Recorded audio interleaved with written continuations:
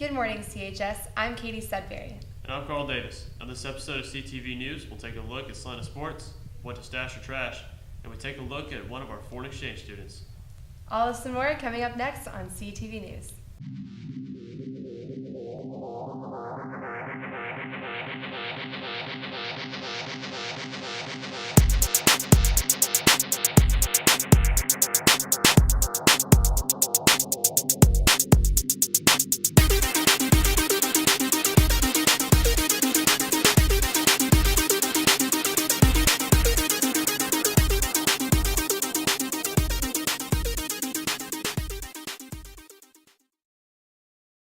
As many can see, Celina has become a growing community. With new possibilities for the expansions of the town, Brent Carney gives us more. With Celina's expected build-out to be 450,000 people, reaching 40,000 by 2020, the only thing certain about this town's future is change. I think it's good that Celina is finally starting to grow and get some more diversity, because when I moved here it was just a cornfield, and now we're a cornfield with a McDonald's in it, so that's really nice. We get more diversity, we get better players, better artists, more people to kind of add to it and make Celina a better place. With students hoping for more diversity, city management wants more people to fit the Celina mold. You find out what they want and you build people that are like you want them to come here as well. With a huge commercial explosion coming in 2018, local businesses are only facing the calm before the storm. We are adjusting to the growth and making like a new items, taking care of the customers the best way we can, and do specials, making friends, and do the best we can to treat the customers the best. While we may lose small town appeal, Celina will be much more accessible. I think we're going to be able to. We're trying to build a city that's a one-stop shop, so to speak. We want you to be able to live, work, and play in Celina. I think Celina is a unique, beautiful community, and I think when we have an opportunity to share that with other people, it makes it exciting. Construction is still going strong, so make sure to drive carefully. This has been Brent Carney with CISD TV News. Thanks, Brent. As many of you know, we invited students to participate in an interactive poll on our website to find out what restaurants you would like to see in Celina. Chick-fil-A led the way with 32%, while Whataburger, Cane's, and Starbucks were basically in a tie for second. Apparently no one has an interest in seeing Pizza Hut in Celina. We're joined now by Celina's Mayor, Sean Terry. Thank you for coming. No problem. So we saw the poll and of the 4 restaurants that students wanted to see in Celina, and it looks like Chick-fil-A pretty much dominated. So can you tell me a little bit about that? Yeah, Chick-fil-A, that's not surprising to me. I do a lot of speaking around town and talking to a bunch of people, and Chick-fil-A is usually on the top of the list for polls for restaurants that they want to go eat at. I saw Whataburger was one of them. We saw Cane's was one of them. We also saw Starbucks. 3 out of those 4 we talked to on a pretty much continuous basis. Chick-fil-A, their business model, along with Starbucks, they want to be lined up with a Walmart. So anytime you go around, if you're going around towns, you go to Walmart, look around. There's always a Whataburger usually in the parking lot, a Starbucks right by it. As soon as we identify where our Walmarts are going to be, then Chick-fil-A and Whataburger both will be right there beside them. All right. And is there any word on like the toll road expanding or anytime soon? Actually, this week on Tuesday, I was in Austin. I met with the North Texas Toll Road Authority. We had a meeting down there. And right now, their plans are we're engineering and designing to widen the road. So an expansion of not really going long ways, but wide, we're going to put 2 more lanes on the ground. We're hoping to have the engineering done within the year and hopefully have the widening done within the next 3 years. To actually expand it past 428 where it currently is today, it's going to be probably about a 10-year process before we actually expand it to that far. We do have what we call Celina Parkway that we're going to do. So right now when you dead in the end of the 428 right now, the access toll roads that we have today, we're going to have what we call Celina Parkway that'll go straight. We're hoping to have that constructed with 2 lanes of pavement on the ground within the next 2 years. As far as toll road expansion, we're probably looking at 10 years to actually expand it into Grayson County. All right. So if Walmart's an option somewhere near here, I'm sure entertainment kind of places like movie theaters and places like that might be an option. What about those? Right. And continually, we're always working on the new shopping entertainment venues. One thing about development and about a growing city like we are, if you saw Frisco, the rooftops came first. You've got to get the houses there to support the businesses. In the last year or year and a half, our economy has seen a shift in doing multi-commercial, multifunctional type developments. So you're going to see mixed use developments come into where you're going to have somebody that lives there, somebody that can walk to shop, walk to eat. And so right now we've got a business that has been purchased, the building that used to be the old Hatcher's Barbecue downtown Celina.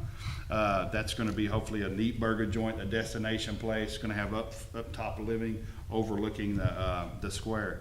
Celina's going to be the biggest city in Collin County.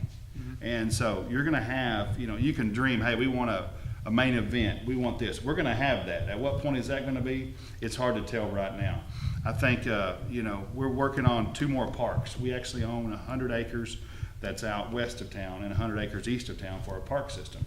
We're right now designing a state-of-the-art park, which I mean baseball fields, soccer fields, a splash pad, a water splash pad, because that brings people in. Once you get that, we have a venue that's called a destination point. We can build that destination point here. Then your hotels will follow. Then your Topgolfs will follow. So right now we're kind of laying the groundwork of getting the development here and the rooftops here. Then we can move more into really getting. There's a real neat entertainment deal we're working on right now. We really can't disclose it yet because cities compete on stuff. But it's just trust me, we've got boots on the ground working on that. But Celina, being that we're almost 90 square miles, we're going to be the biggest city in Collin County, so we'll have a little bit of everything at some point, whether it's 5 years, 10 years, or 15 years down the road. Well, thank you for your time, No problem. sir. Thank you. If you can't make it out to the game at SMU tonight, you can still follow the action by logging on to chsctv.com. So, Carl, there's been many foreign exchange students come and go this year. Yeah. Is there any maybe you'd want to know more about? Well, there's this new German girl, isn't there? Oh, yeah. Juliana Bach. I think that's her name. Yeah, she's hot. I think that's it. Well, that's convenient because Maddie Brown spent the last couple of weeks finding out everything you need to know about her. Facebook, a place for connecting with friends, posting awkward selfies, and picking up foreign exchange students? Yep, that's right. The host parents of Juliana Bach found her through a friend's Facebook post. I said to my wife, why don't we just look into it and see more about it? So I filled out an application, put down references. 3 days later, they're in here, in the house, interviewed us for 3 hours, interviewed all my references for an hour, did a criminal background test, a finance test, and then they said, well, you've got her. I said, wait, I was just looking into it. But it worked out really well. She's a lot of fun. In her profile, she says she liked classical music. She liked going home listening to classical music. I haven't heard any classical music yet. Still waiting for it. She liked to play the violin, but she has no interest in playing the violin here. There's so many unique experiences here in Celina, but there's also a lot to miss about Germany. My father's name is Christoph. He's a lawyer, and my mom's name is Silke, and she works for an American company. I don't think that it's that hard to be not around my parents from Germany at the moment because I really like my host parents here, and I think the characters are nearly the same because my dad in Germany is as crazy as my dad here. I'm so proud of you. You've been doing so well here in America. Look at your letters are getting so nice. Is this your paper? Of course. I would have given you an excellent grade on this. You've improved so much since you got here. And my mom in Germany, she's always outside with the dogs. She's always working for the animals. And here my mom does the same. She's always outside with the horses and the dogs. So I think she's so brave to come here and not know us, not know what she was getting into. So you're coming into a strange family, you're 15 years old, into a strange place where you have nobody that you know in a different country. It's just amazing. The most difficult thing about living in Celina is that you're losing a lot of independence when you come from Europe to the US. In Germany we have trains and buses which bring you everywhere, and we don't have them here. So I have to ask my parents for everything, my host parents, and I don't like that. Despite Juliana's objections to the house rules, her host parents took her under their wing. Never even thought about an exchange student. We had an empty nest, which was nice. Like the empty nest. But she filled it. It's good. It's good. It's going to be sad to see her go. We weren't looking for the trouble. It just came. This has been Maddie Brown with your CTV News. Thanks, Maddie. Make sure to say hi to Yuliana if you see her in the hallway. I know Cara will. We'll be right back, CHS. Every day, millions of pots and pans are abused by children everywhere. So to stop this tragic situation, donate your extra pots, pans, and many other household cooking appliances to Miss Barb.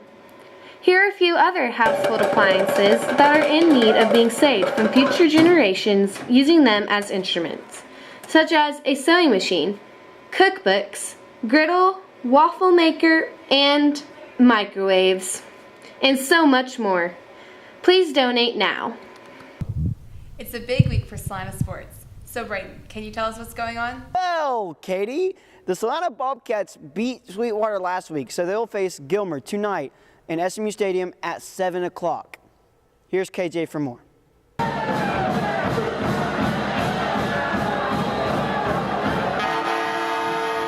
When the Bobcats take the field tonight against Gilmer, assistant coaches John Clark and Nick York might feel a sense of deja vu. 03, when we played in the second round. We played in Richardson, and Coach Clark was the quarterback. Coach Herron, I think, was a safety. And if we would have played the year before that, if we would have beaten Dangerfield in the first round my junior year, we would have been the one that would have played Celina for that 69-0 streak there, so 68-0 streak. So. Gilmer has twice as many All-Americans as it did in 03, when the Bobcats struggled to contain former Dallas Cowboy Emmanuel Johnson. Gilmer's a very talented football team. They're very athletic, a lot of speed. They've got two Army All-Americans on their team, two of the top-ranked athletes in the nation. One of them is already committed to the University of Baylor. The other one has got offers from a lot of Big 12 teams, SEC teams like Alabama. So they're a huge challenge for us just to control them athletically. After giving up almost 200 yards to Sweetwater's Bray Amos, coaches are looking to adjust matchups with Gilmer's speedy receivers. We had a really good look at what we're going to be looking at this week, and seeing last week's speed made us really confident for this week. We take control of the football, and we try to keep the ball away from them and allow our ability to play hard in a very physical game and to play with Bobcat heart to make the difference. They've got a lot of talent, but I don't think they have the heart that our kids have. And Celina has made 10 state appearances. This year, seniors would like to make one of their own after tonight's game. Makes this team in Celina so special this year, I really think is their closeness and the bond that they have. And they've gone through a lot of trials this year with injuries to players throughout the year and some problems we had with the team in the middle of the season. They've really overcome all those issues. They've learned to play together as a team, not to be a team of me, but a team of we, where it's all about the team and not about individuals. That's what makes them, really special compared to some of the teams that we've had in the past. It's a game I've dreamed of playing since I was a little kid, watching the Bobcats. It's a game that not many people say they can play in, and it's an honor to be here, one of the last 4 teams in the state. For CTV News, this has been KJ Stastny. Thanks, KJ. As the Celina Lady Cats continue to play larger schools, they face Newman Smith tonight in Carrollton. Here's Tori Baptiste for the story. After Newman Smith's loss to Bryan Adams, the Lady Trojans are looking to bounce back from their loss and beat Celina. I think it'll be a good game. They've got a good record. They beat some good people. For us to win, I think we're going to have to run our offense, run our defense, do what we do best, and play as a team and get some shots. With Deja Johnson and Amanda Wilson both scoring over 100 points each this year, the Lady Cats will have to shut them down. We're going to play man-to-man. We're going to double team them and trap them like we always do. We're not going to change what we do. And halftime we'll make some adjustments. We're going to put our 2 best defenders on them and help on defense and talk and communicate. The Lady Cats are in the midst of a month-long road trip. I don't think it's affecting it a whole lot. I mean, obviously we'll have more people if it was home, but we've been having a good crowd. We've got a lot of away games this year, trying to get us ready for the hostile environment of Crum and Argyle. Even though we've had a lot of away games and tournaments, I think the fan support's still good. A lot of people come to the games. They still come support us. It's just not as many student fans, but a lot of parent fans come. While only playing 3 teams in their classification, the Lady Cats are beyond ready for district. We've been playing a lot of bigger schools, so it's helping us get more prepared for district. We've played against a lot of schools a lot bigger than us, so they have better athletes. It's helped us a lot because we play a lot of 5 and 6As. and just helping us get better and seeing bigger people and quicker people. Reporting for CTV News, I'm Tori Bowden-Distel. Thanks, Tori. Now back to the studio. Thanks, Braden. Well, that's all we have for today, CHS. For all of us here at CTV News, I'm Carl Davis. And I'm Katie Sudbury. Have a great week in old sports. That's good again, Braden. Does my hair look okay? That's someone who cares. Yes. Carl, does my hair look okay? Your hair looks hot, Katie. Okay, here we go. That's good. You look like a fireball. Okay. As many can see, oh, I don't like that. Okay. Also attractive. What? Did you just fart? Did you fart? It's a big week for Celina.